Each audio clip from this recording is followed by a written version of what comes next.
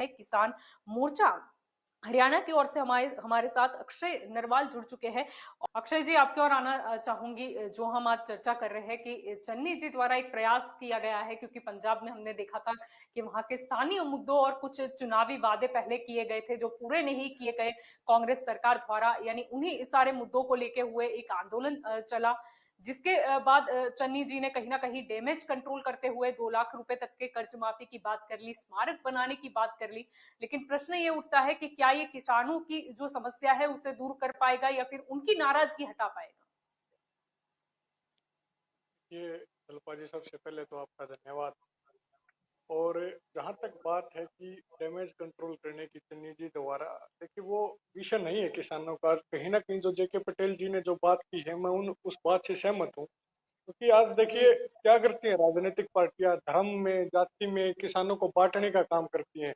आज इन राजनीतिक पार्टियों को समझ में आने लग गया कि अगर आप किसान की बात करोगे, किसान के काम करोगे, तभी आप सत्ता में बैठे रह सकते हो। दूसरी तरफ जी अपने अपने देश में लगभग 80% लोग डायरेक्टली इनडायरेक्टली कृषि से जुड़े हैं। आज इन राजनीतिक, आज वो जो जैसे आंदोलन चला 1 साल तक, पूरे देश में जागरूकता फैली कि कृषि के क्षेत्र में क्या क्या हो रहा है, लोगों को बताएगा, लोगों को समझाएगा।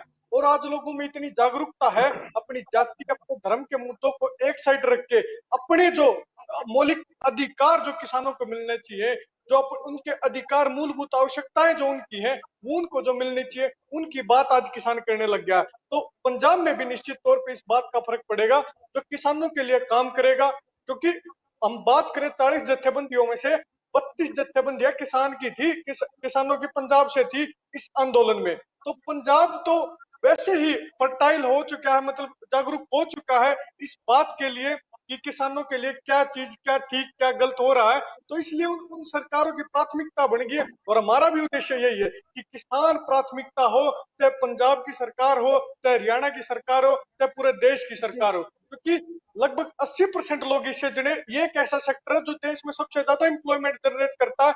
जब कोरोना के टाइम पे जीडीपी हमारी गिर रही थी, तो इस जीडीपी को कंधा देने का काम भी किसानों ने किया था। ये बात इन राजनीतिक पार्टियों को समझ में आने लगी। और जाति धर्म के मुद्दों को छोड़ के अपने मुद्दों पर, अपने जो हमारी बेसिक नीड्स हैं, उनके मुद्दों जी पर किसान एकजुट होना शुरू होगा। निश्चित तौर पे एक समय ऐसा भी आएगा कि जो मतलब व्यवस्था परिवर्तन करने का काम भी इस देश में किसान ही करेगा। आपकी ओर आना चाहूंगी यहाँ पर। अक्षय जी, क्या कहना चाहोगे? जब पंजाब किसानों की बात करते हैं तो मुद्दे काफी आते हैं। पहले भी हमने देखा था कहीं ना कहीं वो परेशान थे, चाहे कांठे कनेक्शन की बात कर ले या तो फिर कर्ज माफी का जो वादा पहले किया गया था, जो मतलब काफी दिनों से पेंडिंग चला जा रहा था, सालों से ना, उसे भी मतलब नजरअंदाज कर दिया गया। लेकिन ठीक है, चुनाव आ रहे हैं और किसानों ने फिर से एक आंदोलन वहां पर भी किया, इसीलिए कहीं ना कहीं सरकार को लगा कि अगर अभी से नहीं रोका गया तो फिर ये मुद्दा काफी बड़ा बन जाएगा। लेकिन अनाउंसमेंट तो हो गई है, लेकिन क्या इसका अमलीकरण होगा? देखिए, इसका अमलीकरण होगा या नहीं होगा उसकी चिंता कांग्रेस करे।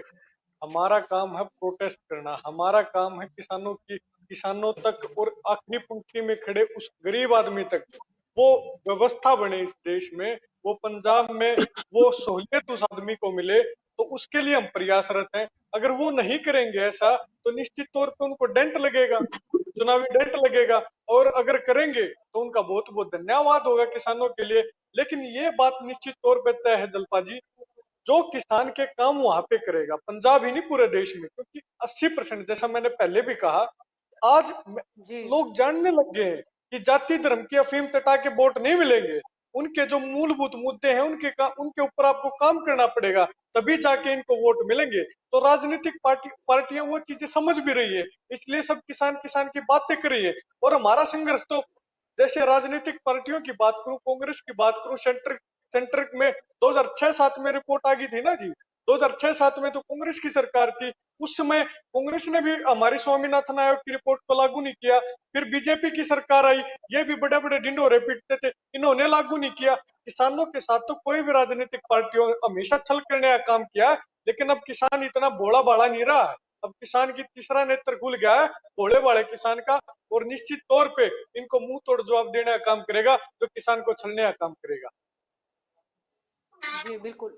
अक्षय जी, आपकी ओर आना चाहूँगी। सवाल मेरा वही रहेगा, क्योंकि किसान जब आंदोलन चल रहा था तब कई बार देखा गया था, पूछा गया कि राजनीति में वादे होते हैं किसानों के लिए, लेकिन फिर कुछ दिखाई नहीं देता। तब एक खुलकर बात ये भी सामने आई थी कि शायद ऐसा कोई किसान नेता नहीं है, मतलब राजनीति में, जो किसानों की बात पेश कर सके या जो दबाव बना सके उनकी पार्टी में कि नहीं, ये चीजें हैं और ये वादे हैं, ये तो पहले पूरे होने चाहिए, या फिर वो खुद समझ पाए कि किसानों की समस्या क्या है। तो क्या आने वाले चुनाव में किसान संगठन की ओर से कोई बड़ा नेता हमें राजनीति में दिखाई दे सकता है? जलपा जी, जहां तक किसान की राजनीति की बात है, राजनीति कोई अपराध थोड़ी है। अगर अपराध है तो जितने राजनीतिक लोग ये कहते हैं कि ये तो राजनीति करे, सबसे पहले वो खुद अपनी राजनीति छोड़े और फिर किसानों के ऊपर ये आरोप लगाएं कि ये राजनीति करे। बार बार किसानों के ऊपर, किसान नेताओं के ऊपर आरोप लगा, और मैं भी ये समझता हूँ राजनीति कोई अपराध नहीं। दूसरी जहां तक की बात है अभी, लेकिन मैं इतना जरूर कहना चाहूंगा, अभी किसान समाज ने इतना किसान नेताओं के ऊपर विश्वास किया कि किसान नेताओं के कहने पर 1 साल तक बॉर्डरों के ऊपर किसान बैठे रहे। तो आज ये समय उचित नहीं है राजनीति में एंट्री करने का। तो मैं ये समझता हूं, अगर किसान नेता इस समाज को इतना जागरूक कर पाए हैं हम कि ये एकजुट हो जाए अपने मुद्दों के ऊपर, हमें जी, और ज्यादा करने की जरूरत है। इस समाज को उस लेवल तक जागरूक करने की जरूरत है कि सोशली टू पॉलिटिकली भी अवेयर हो जाए कि भी वोट भी हम अपने आदमी को दें। तभी जाके, जब किसान, चौधरी चरण सिंह का समय याद करता हूँ, हरियाणा में चौधरी देवीलाल का समय याद करता हूँ, जब असली किसान हितैषी ऊपर बैठेंगे तभी जाके देश का विकास होगा। क्योंकि मेजोरिटी ऑफ पीपल्स इंडिया का किसान है, फार्मर है। इसलिए जरूर ये कोई इस अपराधी नहीं माना जाए किसान को अगर कोई भी राजनीति में जाता है। लेकिन मैं इतना जरूर कहना चाहता हूँ, ये सही समय नहीं है। किसानों ने इतना, किसान समाज ने इतना विश्वास किसान नेताओं के ऊपर किया है, तो उनका दायित्व और भी एमएसपी का गारंटी कानून बनवाना है, जितने मुकदमे लगे हैं उनको जी, वापस करवाना है। आगे हमारी स्वामीनाथन आयोग की रिपोर्ट है, तो समस्या खत्म नहीं हुई है, सिर्फ आंदोलन स्थगित हुआ है। तो ऐसे ही मैं कहना चाहता हूँ कि मतलब ऐसे नहीं आका जाए पूरे देश में किसानों, क्योंकि राजनीति वाले हैं तो राजनीति वाले गलत होते हैं। तो राजनीति पहले, जो राजनीतिक आदमी तो वो खुद है, अपनी राजनीति छोड़ के इस तरह के आरोप लगाने का काम करे। तो मैं निश्चित तौर पर कहना चाहता हूँ, ये जो पंजाब में परिवर्तन होगा, वो जो प्रो फार्मर जी, रहेगा, जो प्रो पुअर रहेगा, वही पंजाब में सरकार बना पाएगा। जी, बिल्कुल। जब सभी मेरे साथ इस चर्चा में जुड़े, इसीलिए आप सभी का शुक्रिया।